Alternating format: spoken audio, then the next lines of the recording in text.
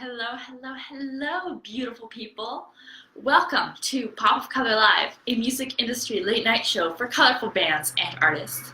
It is Monday night, 9 p.m. Eastern Standard Time, and here I am going to deliver you the relevant music industry news for the indie bands and artists who watch this show. I am so happy for those of you who are joining me live. If you're live, if you're new, welcome. If you're returning, welcome back. It is very, very nice to see you tonight.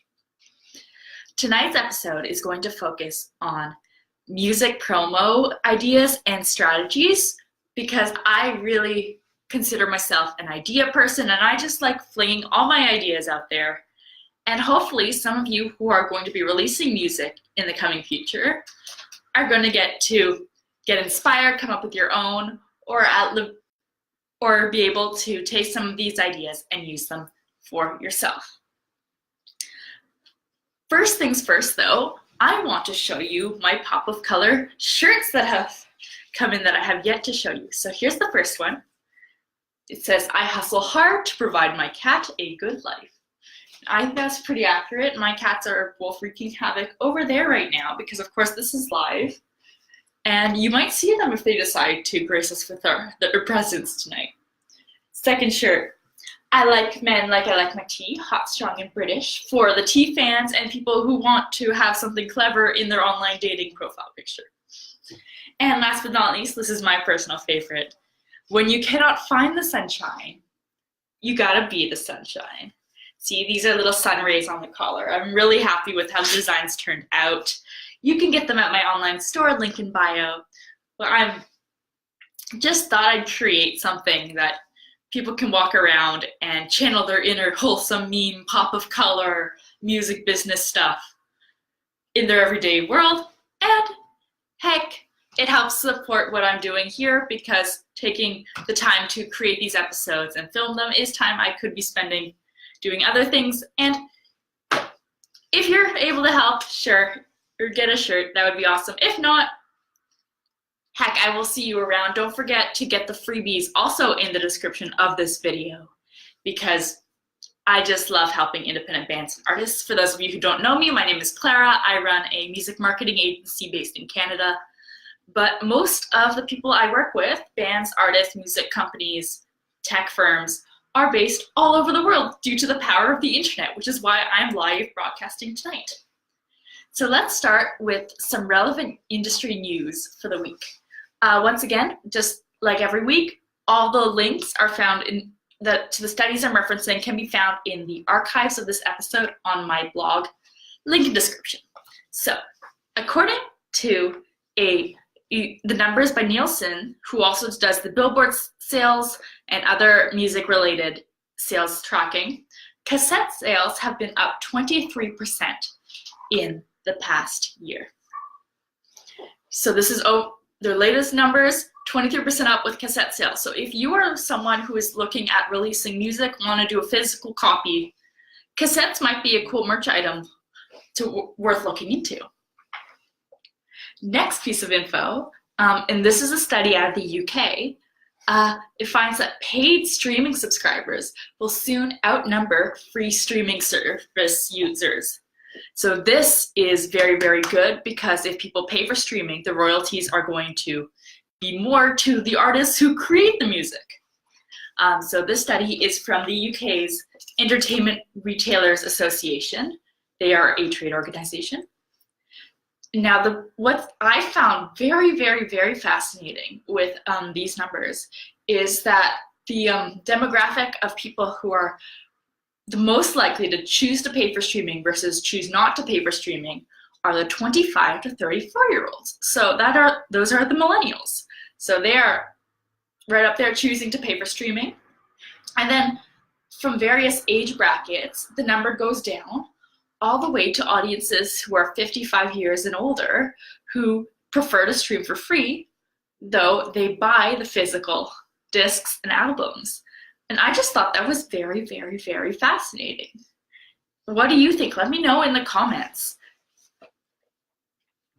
And one last thing with this study, though, is I will point out that it was unclear in their research whether or not these streaming stats include YouTube, which likes to be both a streaming service and a search engine. So it will strategically choose which one to identify as in opportune moments, much to the chagrin of different people, except for YouTube.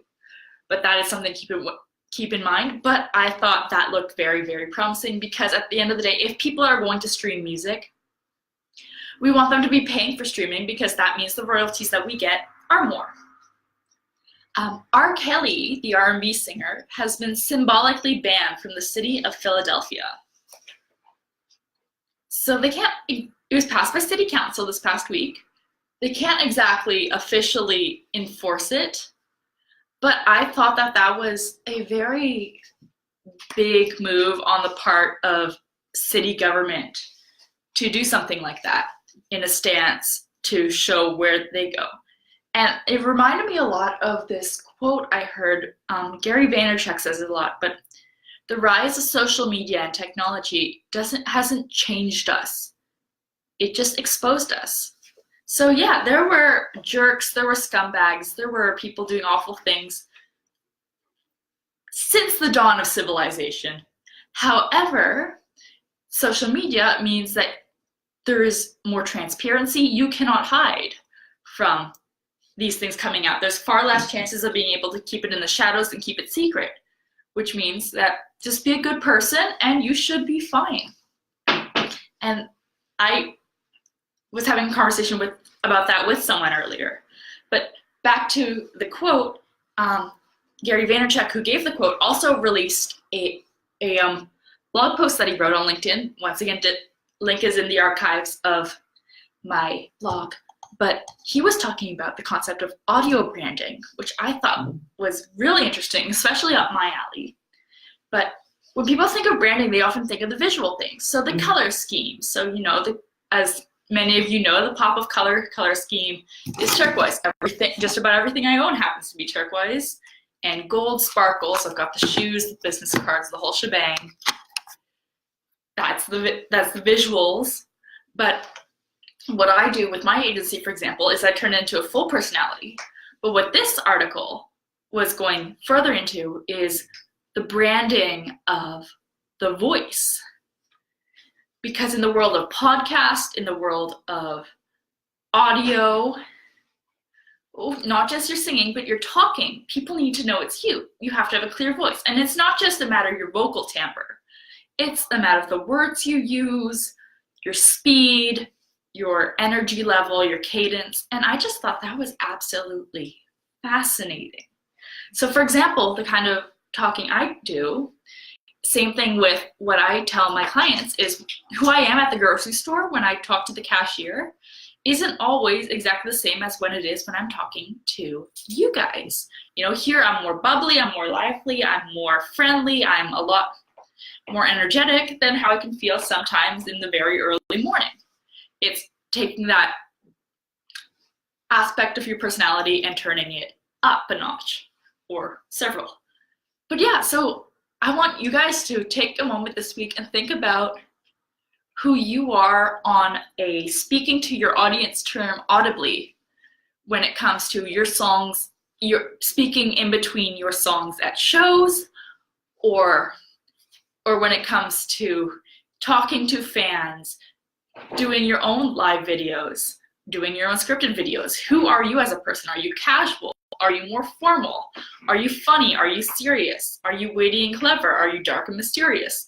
All those kind of personality traits and elements and bits of your character when it comes solely to if people were only hearing your voice, what could they figure out about who you are as a person? So that concludes the news of the week. And now I want to get into the little main feature, music promo ideas. So I took a lot of these from different articles that I've written over the last almost 2.5 years of running Pop of Color. And I pulled them out. I made a huge mega list in my notebook of them, and I just want to go over them one by one, talk about pros and cons of different ideas. If you have your own ideas or you've tried your own things for promoting your music, promoting new releases, please drop them in the comments of this video. I would really appreciate it, because one of my goals for 2019 is to really build Pop of Color into a community. So it's not always me talking at you or talking to you. I want to get more engagement going with the people who are here. So let us embark into the wonderful world of music promo ideas. Free downloads on your business cards.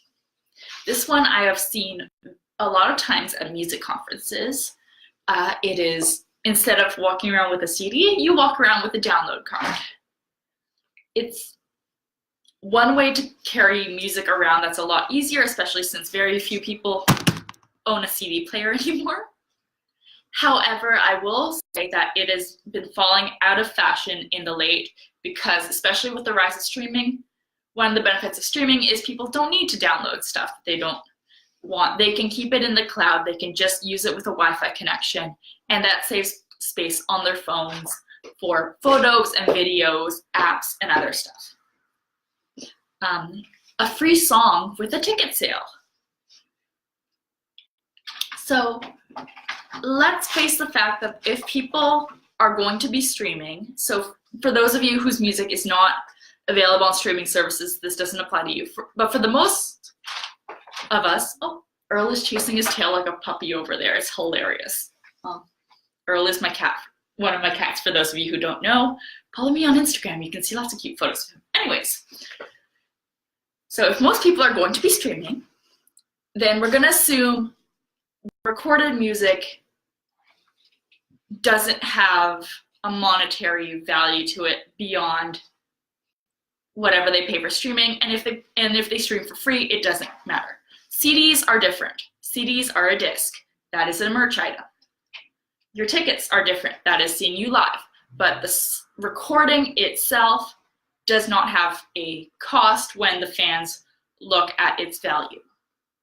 So therefore, you can bundle it up with different things. So this was an idea I took a while back, but I'd like to think I refined it over the last year and a bit since I wrote the article. So it's the idea of when fans purchase a ticket to your show, you send them a free song, a free download to the song with the instructions to learn the chorus, because everyone's going to be singing along with the big chorus of this big song. So this could be your single, this could be the big sing-along at the end, a very entertaining song, something that really gets the crowd together, and it's a great interactive element as part of your show. Next promo idea, messaging all your contacts. So we see this happen a lot. If any of you have ever had the musician friend who's like, hey man, I haven't spoken to you ever, but we're friends on Facebook. How are you doing? It just so happens I have a single that just released. It can be a hit or miss, that's all I'm saying. So there's ways you can do this well, there's ways you can do this in a very impersonal way that doesn't come across as genuine. But it is an option for music promo. One thing I'm looking into with Pop of Color is looking at creating a more refined messenger bot. So if you've ever tried to message my page, you know there's the automatic answering machine that says that I will be there momentarily, and it gives a link to my store, which you can peruse while you wait. The reason I created that was because Facebook penalizes you for not answering as frequently as right away, which I guess can make sense in some cases, but for me, when I'm doing a lot of things, and most of the Facebook I do is on autopilot, aka I will schedule it in advance, set it and forget it, it doesn't make quite as much sense. It's not as fair for me. But what I was going for messenger bots, segueing back into my original point, is you can create these ones. I've been listening to a lot of this and really researching it. I will write an article eventually that take the concept of a mailing list, a newsletter, an email blast, but send it out via Messenger. So Facebook Messenger, because how many of you check your emails? How many of you will see a tweet? How many of you check your Messenger when your phone buzzes or when there's that really annoying red dot that says you have something unread? that is an idea to reach out to people in a blast. You can pre-make it. You can code them to like give their first name, their Facebook first name, so that they get automatically personalized. You know, hello first name, but the first name automatically switches. That might be something worth looking into if you've got such a large base, whether it be the people who like your page or you've maxed out your Facebook personal page at 5,000 friends. That might be something worth looking into to message them one by one. And if you're looking at cold messaging a bunch of people with the same generic message. Next piece, landing a sponsorship deal. So a lot of musicians want to have sponsorship deals with music companies. So for example, I am wearing the t-shirt underneath this sweater of the Eastman Guitars Company because they sponsored a couple episodes of my show last summer. Now, the thing that lots of musicians tend to forget about sponsoring with music companies is who they're competing against are all other musicians. And on top of that, you can only do so much if your entire fan base is musicians. Sorry, I think I'm overlighting my set. There we go. Eventually, you're going to want to expand to make your fan base include regular music fans, not just your contemporaries, your peers, other people who are playing different gigs at other places that night. So what I recommend when it comes to sponsorships is not just reaching out to music-related companies as a musician, but also looking at other things you're good at, other things you do, other things you're passionate about, have knowledge on, frequently use anyway, and reaching out to those companies. Because chances are you'll be the only musician reaching out, and you'll stand out. Now, for those of you who remember last year, the very, very early episodes, this was last spring, I had a sponsorship with David's Tea because I love David's Tea. It's a company I shop at regularly, so they give me a ceramic mug and I put it there with a tea of the week for a couple weeks in a row. That was the idea. They had never heard of this kind of concept of the late night show for the music industry, but it worked. They liked it. We went back and forth, and I got that. If I were to be competing for a company that other live broadcasters all want sponsorships with, say audio gear, video gear, lighting rigs, it would be a lot harder because comparatively my audience is a lot smaller. Same thing with if you were an artist who's trying to get a guitar sponsorship. Unless you're the best of the best technique-wise, or you have a huge following, you're probably going to be overlooked by the company for those people. Now, if you were to reach out to a other company where you're the only musician and you're cool and you stand out and your audience would chances are really like these products too, it's great. Go for it. Host a ticket giveaway. So if you are doing a album release concert or a release concert or a concert in general, have you ever considered giving away tickets? Now it's a delicate balancing act because you don't want to lose money, obviously. But have you considered going to your local radio station? So if your songs are being played on your community radio, your college radio station, going there, giving tickets there to A, the DJs who play you, and B, listeners of the station to make it a contest, because that's good publicity for you. It's reasons for the radio station to play you more and talk about you in between the songs. Win-win that way, and you are potentially making new fans with that opportunity. Now, when it comes to ticket giveaways, you want to make sure you always give the tickets away in pairs because very few people like going alone to concerts.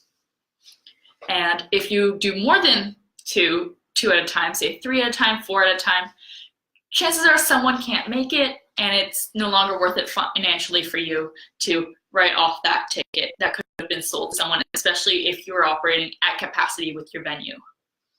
Or you're in a small venue, it can only fit a limited number of people, you only have a limited number of tickets, it makes more sense to do it in pairs. On the topic of community radio, not every radio station is one of the big ones, big commercial stations that always talks about always advertises the car dealership. If you are in a college town, chances are the colleges have their own radio stations. If you are, the same goes with small communities, something that's volunteer run. Online works too. Now, speaking of online, there's online radio stations. Then there's the playlist. So we're talking about Spotify playlists, especially because other streaming services like Apple Music, for example, their public playlists are made by the creators who work at Apple Music, and it's kind of hard to reach them. Now, playlists made by Spotify can be made by the rules. They can be made by anyone, and you have a good chance of landing on them by pitching. So Spotify recently has opened up the possibility to be able to pitch directly to the creators at the top of the playlist food chain. But what I would recommend you do is you start with the small ones.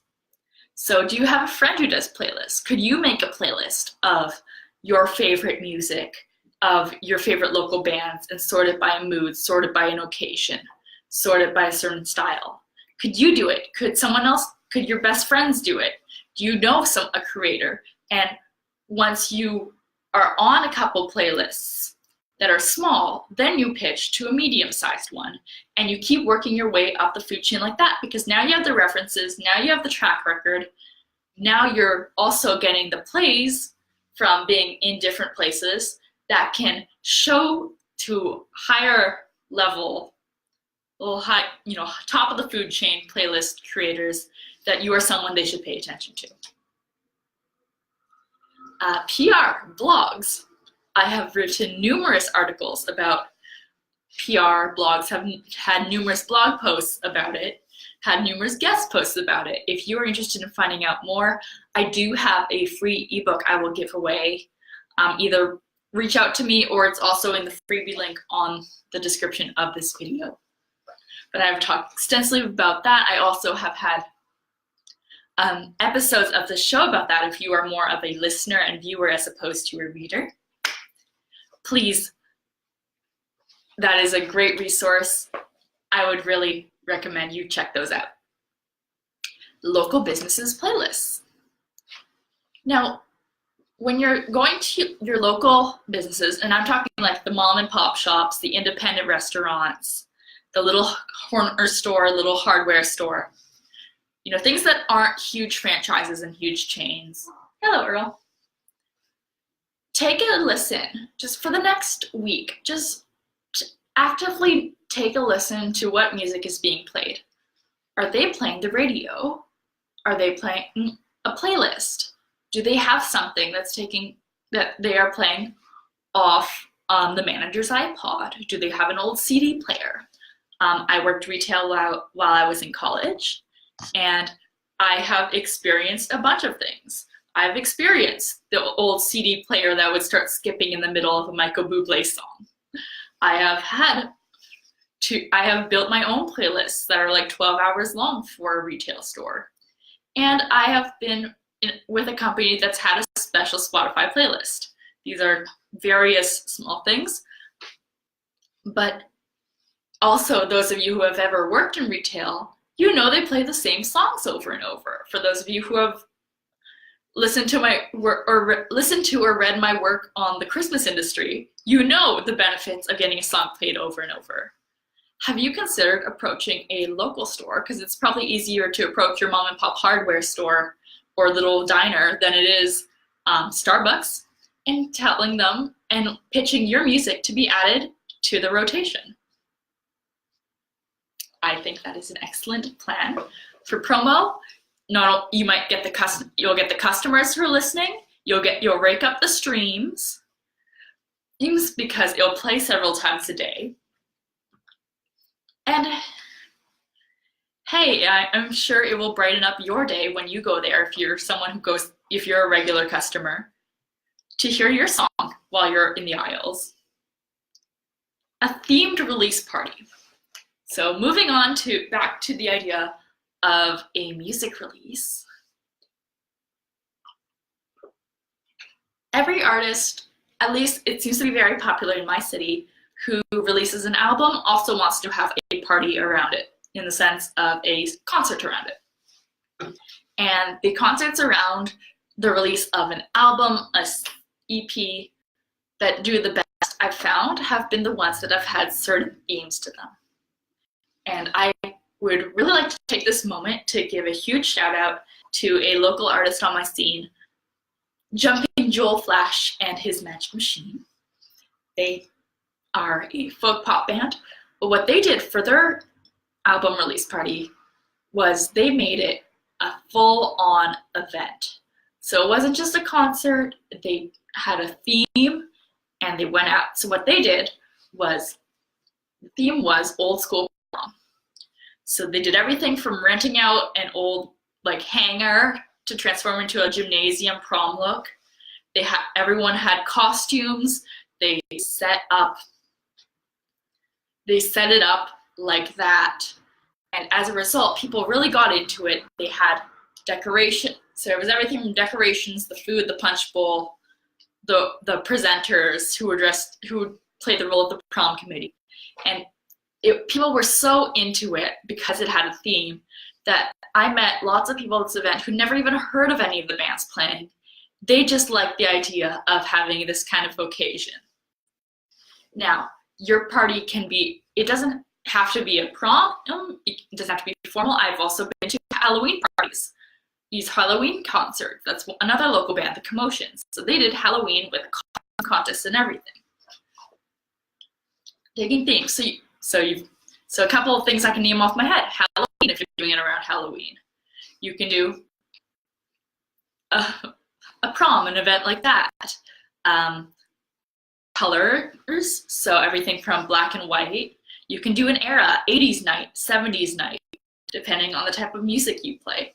Get people really into it, and it's beyond simply their costumes, but also the decor, activities, games, loot bags, anything you can think of to make this into a full-on party, a full-on event, something that people, even like myself, like I am right now, talking about it after the event has passed. Live streams. This is another way to promote your music. I'm on a live stream right now. My latest blog article was a do's and don'ts of Facebook Lives and live broadcasting. I believe the last Late Show episode I did, hello Earl, was a do's and don'ts of live broadcasting. Check that out. I really think this is a great opportunity to talk to people, to engage with people. Earl, don't drink my water. My cat is being silly. So try it out if you haven't done it before. I assure you it's scarier in the anticipation than it is when you actually do it. Bonus, you can put a virtual tip jar like paypal.me or Venmo in the description of your video and encourage people to tip. It's just like busking. One-on-one fan experiences. Other promo idea. So this is with just your fans. I've seen this with crowdfunding rewards. But I think you could also use it in a way to celebrate a release, celebrate something new coming out, or just in a slower period where you want to nurture your fan base, even if you are just writing, you don't have a lot going on right now. Taking time to spend one-on-one times with fans. If you are an artist with a very local fan base, so you live in a city and most of your fans who come out to your shows are based in that city, try reaching out. See if you can go for drinks with them. See if one-on-one coffee with them. Show them how much you appreciate them being your fans. If you're playing a concert, invite them to come early for drinks with the band. There's all these kind of ways you can one-on-one get to know them, ask them questions about themselves, find out what songs speak to them the most. Not only is it market research, you also get to build a closer connection with a fan, and it's gives them a reason to realize why local music, independent music matters, because what big superstar would be willing to do that with them? Whereas here you are, a local band, but you're not too cool to talk to your fans, you're so caring, and you're also amazing on stage, and you create beautiful art.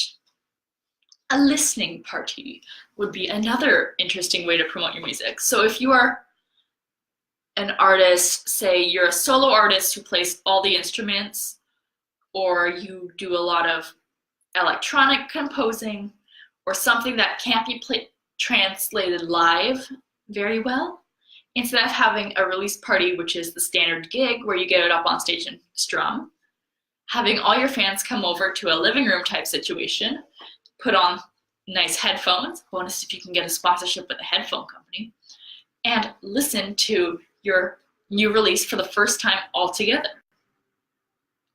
Gift baskets and care packages. And this is a over-the-top one, but if you are someone who has lots of merch that didn't sell well, slash you know your fan base very, very well, slash you've had sponsorships that come with in-kind, that is free product, have you considered creating care packages and sending them out to fans? If you have their addresses from past merch purchases, that is an idea. Throw in some tea bags or hot chocolate powder sachets, and you are good to go. And last promo idea I wanted to give tonight that I had written down, though of course if you are able to throw one in the comments while I'm still live, I would love to hear it, is giving your wearable merch to bartenders and venue staff. So there is a lot of people who tend to only focus on the manager or the owner of the venue they want to play at while ignoring the staff. However, you know the type, the people who snub the sound guy and are rude to the bartenders, but they shower love to the booking agent and the owner because they see that as the only way to get played again. But what if you were able to walk into venues where you regularly play and they know you by name and be able to hand them shirts? If the bar staff got a bunch of your merch shirts, not just the owner, I'm sure they would be thrilled, happy to promote you, and feel really good about supporting their local scene and playing live local music. Thank you. So that is the end. My cheeks hurt because I've been smiling so much. Can you tell life is good on my end? Thank you so much for tuning in. I am very, very happy to meet you virtually if you are new. Thank you to the returning people. There's a bunch of people who tuned in live tonight. I see you all that don't normally tune in live, so that's really, really awesome. My name is Clara. I run Pop of Color, a music marketing agency based in Ottawa, Canada. I'm going to be at Folk Alliance International in Montreal next week. I am going to be at Megaphono conference here in Ottawa this week. So if you are going to either let me know, let's meet up for tea or coffee, and let's talk about the music industry. As always, be good to each other, stay colorful, stay warm if you are also under 3 feet of snow. Have a great week.